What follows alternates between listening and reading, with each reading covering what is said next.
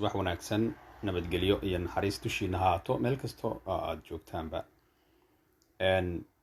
subaxii waaga markuu bariyo ilaahay subxaanahu watacaala uu kusoo nabad kiciyo, waa maxay waxyaabaha ugu horeeyo oo aad sameynayso? waxa ugu horeeyo oo aad sameynayso marka indhaha aad kala qaado waxa weeyo sida tan. marka ugu horeyso oo indhaha aad kala qaado waxaad ku ducaysanaysaa duco wanaagsan oo ilaahay ayaad u mahad celinaysaa. maxaad leedahay marka ugu horeyso? alxamdu lilah alladii axyaana wa bacda mamaatana wa ilayhi nushuur ayaad leedahay. ilaahayow adiga ayaa mahad leh, na soo nooleeyey, isoo nooleeyey kadib markii aan dhintay. qofkaas aad ogsoontihiin habeenkii markii uu seexdo waa uu dhintaa, ma aha qof nool, waa uu suuxsan yahay qofkaas. malaa'ig ayaa ilaalinayso. allah subxaanahu watacaala awooddiisa ayuu kusoo toosayaa. intaa kadib markii aad istaagto waxaad tukanaysaa salaadaada subax, waad weysaysanaysaa, waad cadayanaysaa. qof walba looma tilmaamaya haddii nadaafadii iyo qaabkii. markaas kadib salaada ilaahay baad tukanaysaa. markaad tukato waad wardinaysaa, qur-aan baad akhrisanaysaa wixii allah subxaanahu watacaala uu kaa waafajiyo. intaa kadib tilaabada aad qaadayso maxay tahay? tolow maxay tahay? kolley adu si ayaad u qaadaa, anna si ayaan u qaadaa, laakiin waxaan rabnaa inaan isla tilmaano sida wanaagsan oo aadka u quruxda badan. kow, salaada subax markaad tukato oo aad ducada akhrisato, salaada ilaahay subxaanahu watacaala kugu leeyahay salaatu subax aad tukato ama salaatulfajar aad tukato, aad ducaysato, aad wardiso oo aad tusbaxaada soo qaadato ood wardiso, ama farahaada ku wardi ama waxaad ku wardisaa tusbaxa. astaqfir allah, subxaan allah, walxamdu lilah, walaa ilaaha ila allah, wallahu akbar, laa xawla walaa quwata ila billahi alcaliy alcadiim. astaqfir allah, subxaan allah, walxamdu lilah, walaa ilaaha ila allah, wallahu akbar, laa xawla walaa quwata ila billahi alcaliy alcadiim. wabacda intaa kadib qur-aanka markaad akhrisato maxaad samaynaysaa?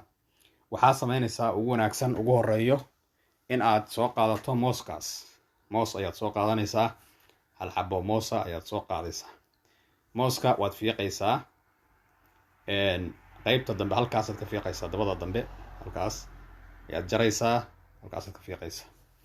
halkaana waad ka fiiqi kartaa, wax dhibah kuma jiro, oo taasi waxaa weeye sharaxaad uma baahno.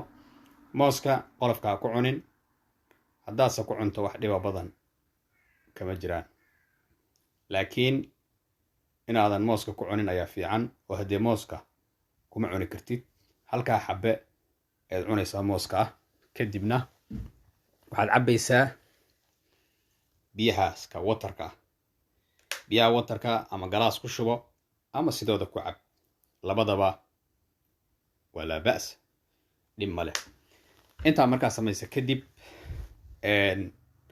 haddii shaqo aad aadaysay, wixii aad cuni kartaad cunaysaa, ama waxaa fiicanba inaad waxba cunin ilaa laga gaaro 9 subaxnimo, 8 iyo xoogaa.